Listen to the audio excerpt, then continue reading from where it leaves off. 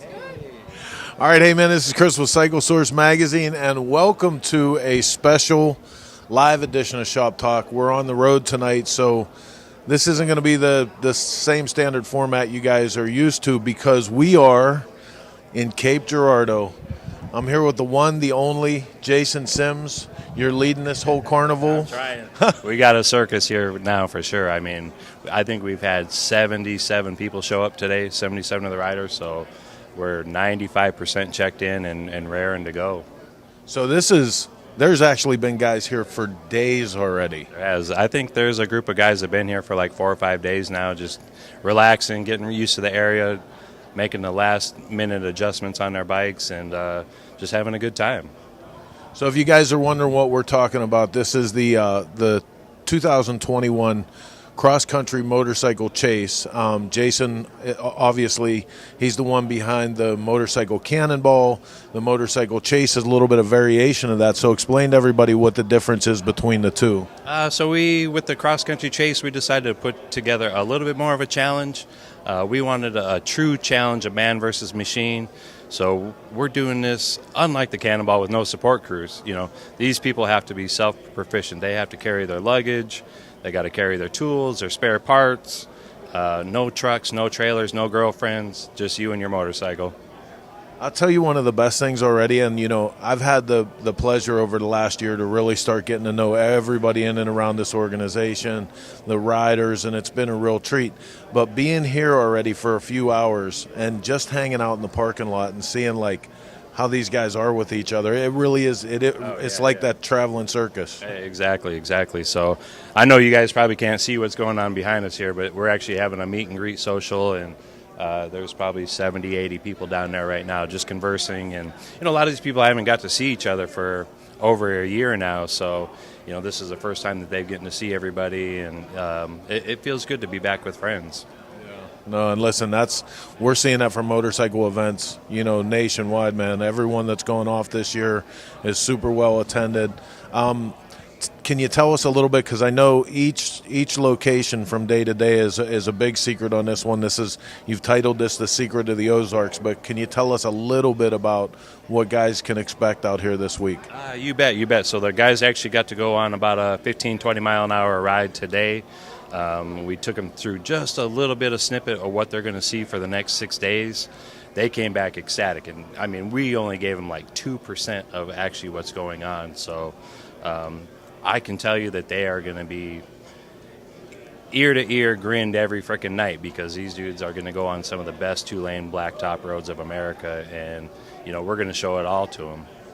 Well, I know how serious you and all the guys involved with the routing take this, especially if you guys remember the other day we made a post with Jason bummed out because a place where you had planned this beautiful little water crossing, all of a sudden with the rains, it was a 40-foot deep river. It is. So over the last week, we've had to reroute this course 3 or 4 different times, just because different roads are closing, the construction, just different types of factors that play in, and you know, so we've had to change it, and it's been actually a little bit of a challenge. So, but I think every time we do it, we keep finding a better and better road and a better obstacle. Do you find better stuff? Because you were super bummed because not just that river crossing, you had to give up a couple choice roads. I can tell you what, bro, every single road in the Ozarks is freaking unbelievable. I mean, unbelievable. So I don't think if we missed that one good road that, you know, we couldn't find 2 or 3 to back it up. So,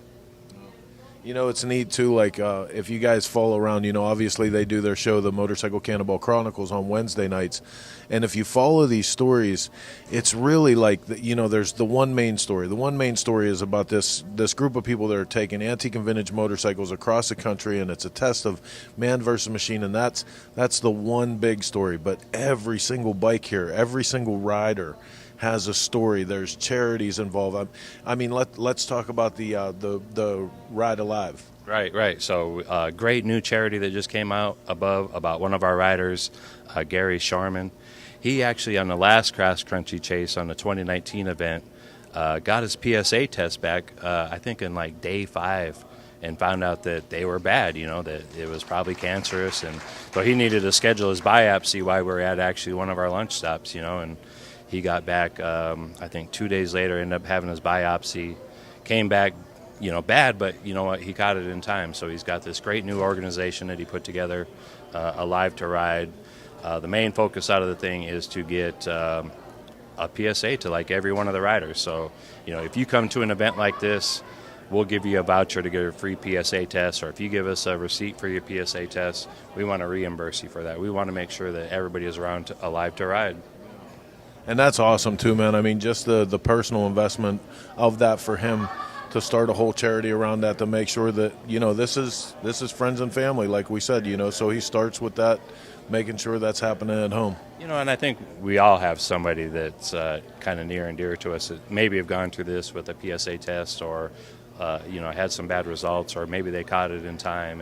And really it's just about bringing awareness to the whole thing, and hopefully our little organization with his new foundation will bring that awareness to people and hopefully get them tested, And I mean, this test isn't just for people that are 50 or 60 years old. I mean, this is, if you're 30, 20, I mean, get it checked. I mean, you're never too young to get your PSAs checked, so.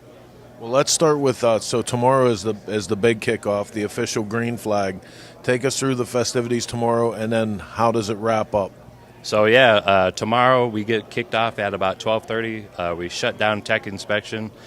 So at 12:30 we'll have a rider school. We'll have some briefings from all of our staff, our media. We'll tell the riders exactly what's going to go down through the week, and then we actually take our first ride. So we'll leave our staging location here at the hotel. Everybody will end up at the Red Star Boat Access in downtown Cape Girardeau. We'll actually spread the bikes out there in a circle for Michael Lichter to take his famous panoramic photos, which turn out so awesome. And then from there, we're actually going to do our first broadcast on Cannonball Chronicles. So then we'll actually have the ceremonial green start flag. And we'll do about a 40-mile ride that actually goes now on the ticker of this time clock. So riders are starting to accumulate points tomorrow. They'll take their first test. They'll get their first miles. We'll actually tell them their first location, which is Cape Girardeau, Missouri, because they're coming right back here at night. And we'll get ready to head out in the morning to Destination Unknown. So when you start saying stuff like that, I think people at home that are like, oh, yeah, it's a bunch of old bikes going across the country. But, like, tech inspection today, dude, that was no joke. That was insane, wasn't it? I mean, we got bum rushed by probably 30, 40 people, and it's hot here and it's humid, and it's like, people's nervous and jitters, and, we have probably 50% of the people are new riders, so, they don't know really what's going on, and so they're asking a lot of questions, but we had 30, 40 bikes lined up at tech inspection at once, and we were just knocking them out, making sure the riders had what they needed to be safe, and make sure their bike is in good condition to head out tomorrow. Right on. And you got some really good people around you. I think we're waiting for one of them. We're waiting for one of them now? Okay. But seriously, though, like the list of volunteers and people that sign on to keep this thing running smooth, you got some really, really good people. Oh, dude. I mean, it's unbelievable the amount of volunteers and staff that we put together for this. I don't even consider them volunteers or staff. I mean, I consider them my family. I mean, that's how close I've gotten to a lot of these guys. And they do it because they have a love for these old motorcycles. And it's not even old motorcycles. They love motorcycles in general. So anything that they can do to help support the hobby, they're here and willing to do it. So, a lot of these guys actually support crew and volunteers. This is an experience for them. This is a lifetime experience. It's just not the riders that are getting it. It's the volunteers, the staff, and even the general public that comes out and sees us every time. Well, for the history of motorcycling, too, we were talking about this a little bit, and it started hitting me as we were working on the program, how this was where all of this started from, where all the motorcycle had started from were events like the Jack Pine Gypsies and the AMA road runs, and before there was a highway system, people trying to cross the country on motorcycles, and that very spirit is playing out in the parking lot here. Oh, absolutely, absolutely. I mean, we got such an eclectic group of people here. I mean, guys that are anywhere from 20 years old all the way. I think our oldest rider is actually 82 years old. So I mean, just the age difference in everybody. And not even that, just the motorcycles. I mean, we got anything from 1930 to 1960. I mean, we're seeing things as Zundops, BSAs, Triumphs. Of course, we got the Harleys, the Indians. But I mean, we're bringing stuff out here that you might not ever see in a museum. Let alone these guys are crazy enough to. What was that? What was the speedway bike that Wolfke had? I think that was like a JAP racer or something like. I don't know. The thing was insane. He always has the coolest stuff, man. He's like, oh, what, that? Oh, yeah. He opens his trailer and he pulls out like 4 different motorcycles. Like, dude, wow. I just found that in Memphis. Or, that dude's so lucky. I mean, I don't know how he does it.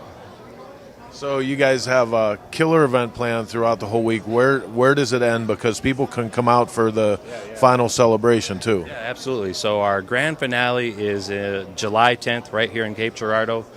Bikes will start arriving downtown at about 3:30, 4 o'clock, somewhere in there. Make sure you get here early. The city has a great event planned. It's not just us. They're having a custom bike show, stuff for the kids, some kind of markets, vendors. You name it, the downtown will be shut down, and we're expecting a lot of people down here. So this is the deal. You can follow along every day, because here's what we're doing. In the morning, we're lucky enough, along with all the other great people that are on staff, Chris Simmons is on this event, and she's going to handle Coffee with Chris every morning. We're going to do some live stuff as the riders are getting ready. Then every night, you guys are all getting together to do a recap of the day. We're going to be bringing that to you through Cycle Source and Chopper Town and through all the Motorcycle Cannonball and Chase broadcast channels. I mean, we're super fortunate to have Chris, a veteran of this event, and also a veteran in the Cannonball. She knows a lot of these riders, knows the machines, so she'll be great. I think you guys will actually be able to chime in and ask some questions and that, and she'll ask the riders and all that stuff. So I think it'll be good. We want you guys out there to interact with us also. So, right on, man. Well, listen. Along with the tech inspection and making sure that people, have the updates and they're hip to how the event works and they're going to be safe, you actually have a health and wellness expert that's on staff, and we're actually going to bring her in here for a minute to talk. Listen, man, have a great event. We'll see you in the morning. We'll get this thing going. Jason Sims. Hey, Chris. Hey, good to see you. Listen, I didn't do anything wrong yet. Oh, no? No. No, Louise? Are you kidding me? It's early. So, Vicki Sanfelipo, did I say your title right, health and wellness expert, or what? We used to call me, the first aid person or that kind of thing. But really, I try to redo that focus. And, the goal here is really to keep people out on the course, keep them well, keep them not really needing my services. And I really like that when I was reading, we were putting the program together, because that's how I had always assessed your position was, okay, for lack of a better term, if the shit hits the fan, you can keep it from getting out of hand. But when I was reading through the piece that you wrote in the program, I started to think about it like, hydration and proper nutrition and, people being aware of what's going on with themselves personally and other people around them. Well, they say man versus machine, don't they? And it's, the guys are always so focused on their machines, and sometimes it's much more about that than it is about them and their own health. But, when they say man versus machine, they mean sometimes the person just can't go on because they have not taken care of themselves. So that's kind of what my focus is to try to keep them well out on the course and take care of any other bigger issues that come on. Yeah, I'm a registered nurse, but I've been riding for 35 years, and I do all the other things that I do to support my riding habit like the rest of us. Well, and listen, I mean, you are undeniably a member of this community and one of the pillars, so I don't think it's like you need to find a reason to be here. But people like you, like Tony, you're good people, and you find a way to be of service to your community, and you sure are doing that here. What am I supposed to say to that? I mean, I'm talking to somebody who, sweats over this stuff. I mean, I know, being with like-minded people who are passionate, who love what they're doing, and, it's what feeds us, what makes us happy. Absolutely. And boy, do I understand being so focused on the machine and what you're doing that you forget about everything else. Heather will bend my ear and she's like, look, if you do not stop at some point today and put food in your body and get your stinky ass in the shower, I'm leaving. Yeah, Tony says that to me all the time. So there's actually a bigger purpose for the interview tonight, though. Yes, there is. So let's start talking about that. Sure. Well, for people who don't know, Road Guardians is a program that supports accident scene management training. Now, that sounds kind of scary, accident scene management. Nobody wants to talk about accidents, but the fact of the matter is that the most likely person to be first at the scene of a crash is another motorcyclist. You know, we talk about brotherhood and sisterhood, and quite honestly, a good brother and sister is going to want to know how to help each other. So we have been teaching a program since 1996 called A Crash Course for the Motorcyclist. We don't teach people how to crash, we teach them how to help each other until the professional help arrives. So it sounds pretty serious, and somehow, in some ways it is. But because it's so motorcycle focused, we deal with things like how do you move somebody off of a road when it's unsafe? You know, how do you take a helmet off?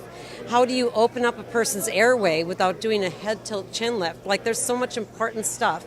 We also teach the EMS, and a third of their class is about psychology of motorcyclists and how we think and why it's so upsetting to us when they just cut our clothes off and they don't even think about the patches they're cutting through. Or one time I had a lady pull out in front of me and I totaled a dresser, and I was 50 feet away and I'm crawling back to my bike and I'm trying to get my helmet strap off and I'm saying my bike, and she's like, the last thing you need to worry about is your bike right now. And I'm like, lady, I want to turn the ignition off before the motorcycle blows up and kills us both. You know what I mean? Like, they don't understand the stereotype that exists around that. But you know what was always surprising to me? How many of these things have you seen at rallies and dealerships where they'll have a group of women where one woman is teaching the group of women how to pick a motorcycle up, or a guy is teaching basic maintenance? But stuff like this should absolutely be right in line there. I totally commend you for what you're doing with this. Thank you. Yeah, so one of the big things we're doing tonight is we're actually raising money for accident scene management. One of the things that keeps people from knowing about our training, keeps people from being able to access our training, is access in general, like having instructors in their area, knowing that we exist. We need to find more instructors. We have about 100 in the United States, but when you think about how big the United States is and the 18 million motorcyclists that are out there, it's not enough. We also have instructors in 5 countries, and we're training Germany. Yeah, we're training Germany in August. So we have instructors in Australia, South Africa. I just got done teaching a group of airmen in Tokyo with our virtual online classes that we're doing now. So we can reach people anywhere. You know, everybody talks about the stuff that happened through all of COVID, and listen, I'm for sure not saying COVID was good, but there was some good that came out of it, like the connectivity of things like that, like the virtual classroom. People overnight, they learned about that kind of technology, and it gave us access to each other like we never had before. It stretched us to try to figure out how are we going to do this in their home. Like, how is that person going to be able to show me a skill? And I actually created a way to make a mannequin using towels, so that people can show me that they're putting the person's arm up and that they're bending their leg and that they're, show me what you're doing with your hands. So it's something anybody can do, even if they're by themselves. They don't have to wait for a classroom, find something I've had people fly 500 miles to come and take a class. They don't have to do that now. So it is pretty cool. But we're giving away a bike tonight. Tonight, right here, this is happening. Let me look at my watch just a second here. Let's see, this would be in 8 minutes. In 8 freaking minutes. So you have time, though. You have time. You have time to act on this. Yeah, so where could people go right now if they still want to buy a ticket? Go to Road Guardians with an S. Well, it doesn't really matter. roadguardians.org. roadguardians.org. Right in the header, when you first get there, right on that header, you're going to see a picture of this bike, right? And you can order tickets. Just click on it. And tell everybody what the bike is. It is a 2000 FXR. And it's actually kind of special because it looks like there's a lot to it with all those flags on there, but that flag frame comes off. And the motorcycle is a 2000 FXR with brand new tires sitting at St. Paul Harley Davidson on display. It is custom scripted. The Harley Davidson is custom scripted by Willie G. So there are very few of these that have that special logo. This was a ride that I did down in Kansas City, and we raised money for a service dog for a veteran. And as you can see, the Marines came out and supported our cause. And so, wait, before she shows another picture, I want you guys, my Shop Talk loyal listeners, the Chopper Town family that we have, I want you guys to go to the website, get one of these tickets. You have 8 minutes to get in on this bike. Go get a ticket now and help this information get out further. Thank you. And now this person right here, this was a wedding. I mean, you think about what you can do with this bike, like 15 minutes, and you can have that whole display in the background. Like, isn't that cool? So, the person who donated this motorcycle, his name is Chris Hauver. He lives in the Twin Cities area in Minnesota, and he's on our board of directors. And he was just asking me, he says, we were talking about the issues of getting more people trained. And he said, what can I do? And I said, well, we need more money so we can do more outreach. And he says, I'll donate my bike. And I was like, what? What is wrong with you? But at the same time, I'm like, what is right with you? You know what I'm saying? It's like, who does that? And, this is a special bike to him with some special memories. So I actually had some of these pictures printed and things in a canvas picture, and I'm going to give that to him afterward to thank him. So, yeah. Very cool. So how is the whole giveaway part going to go? How are you guys going to do this? Right now, Gypsy's going to come on over here, and she's going to bring me the computer. If you can take those for me. Thank you. Okay. And all right, Gypsy, why don't you come on over here? I feel like we just needed to make sure that we had that we had the hotspot still going here. And so that we can open this computer. And ta-da! Well, okay. And let me see what's going to happen here. Did this last one get done? Because it doesn't look like it was hit. No, it wasn't working. We hit the. Okay, we did what we could, right? And she thinks she's. Hey, for those of you who don't know, Gypsy. I'll just be right here. Okay. Oh, look at how you sneak right in there. So, anyway, so for those of you who don't know, Gypsy is going to be on Coast to Coast on Tuesday Night Live. Yes. So excited. Yeah, so talk a little bit about Gypsy while I cue this up. So listen, when you're a kid like me growing up with motorcycle people, scooter bums all around you, like you form heroes very early on in your life. And it took a lot, Rogue was one of my heroes early on. Keith Ball was one of my heroes early on. You were absolutely one of my heroes. Get out of I'm town. telling you. You guys were living the life, and I used to hang on every word, man. We had a lot of fun. We had a lot of fun doing it. It was covering a lot of the events, doing the motorcycle journalism stuff. It wasn't easy. No, but it was a lot of fun, but it was a lot of hard work. And once you got done with the 13 hours of schlepping around and taking pictures of people, all they wanted to do was pull their shirts up, and it was yeah. It's like, oh, you can take pictures with your clothes on? You're like, yeah. And going and seeing the Yahoos and having to cover that. And then once you get done with schlepping around with that, then you have to go and we had film back then. Oh, my God. Oh, right? Yeah. So get your pictures developed, do all that stuff, and then try to send that out to the coast, get it done, write your article. And I had an editor that said that I couldn't write my name in 500 words or less. So wait, though, you guys, you were working for a fancy magazine, so you probably went off of slides even. Oh my, right? It was horrible. It was horrible. We made no money. We had no fun. My very first. And everything was such a pain in the ass. Oh, then. God. Chris Simmons and I were just talking today about back in the day of doing pay stubs Oh, to go to the my printer. And God. like people today, you take a picture, you take the card out of the camera, or sometimes you just Bluetooth it right into the computer. You throw it on a page, and the page throws to the printer, and everything's done. Yeah. Oh, yeah. Yeah. Back then, there wasn't anything that was easy. Back then, there wasn't anything that was No. easy. It was like you had to Everything. send your hard copy photos to California. Oh, it was, yeah. So that they could be processed and scanned. Oh, my God. It was terrible. But we had a heck of a good time. You guys told the stories, man, and like It was, God. it was awesome. painted such a picture that I basically threw my life away. I just want to blame that on you in front of everyone right now. Awesome. I love it. Yeah. And Yeah. now you get to take pictures of her Yes. out here riding. Oh, in the yeah. chase. It's her Listen, I'm first so time. excited. Me too. I'm so excited to Yeah. be with you guys this week. But Coast to Coast is going to be awesome. You're going on this Tuesday. Yes. You're going to be live with Yes. Chris and Yeah, Michael, who I are know. both there. Awesome. I'm so excited. I haven't seen Michael in a long time, and actually, this is the first time that I've met Chris.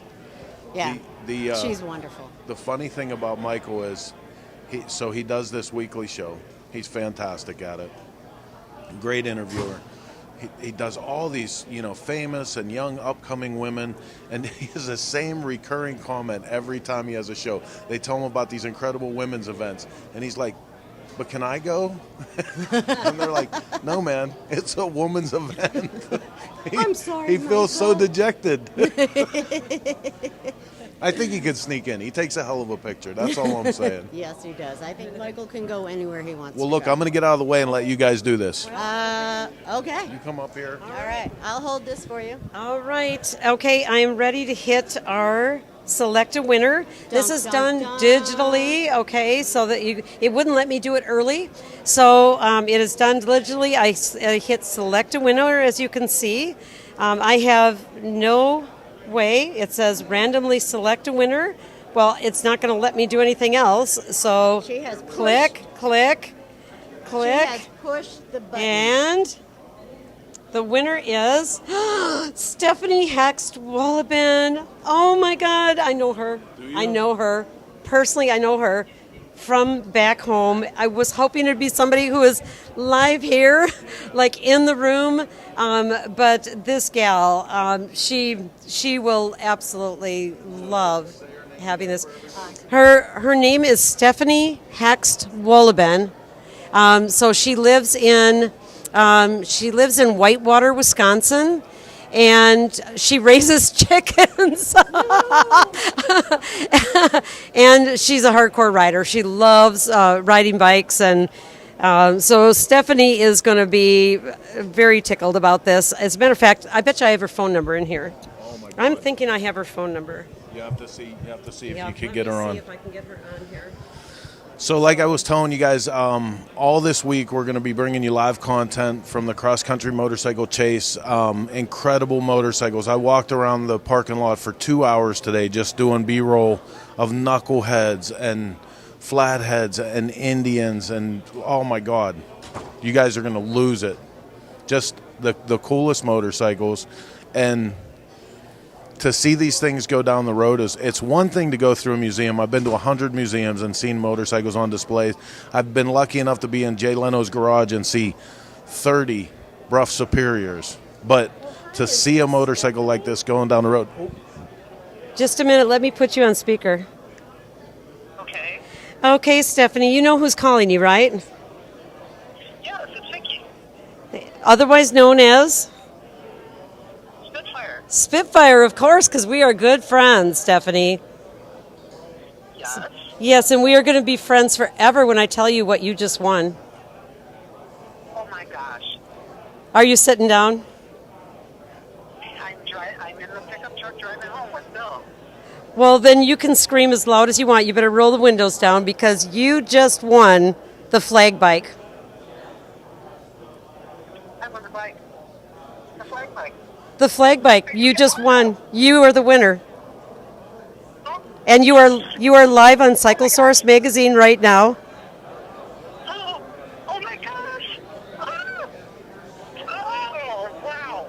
I don't know what to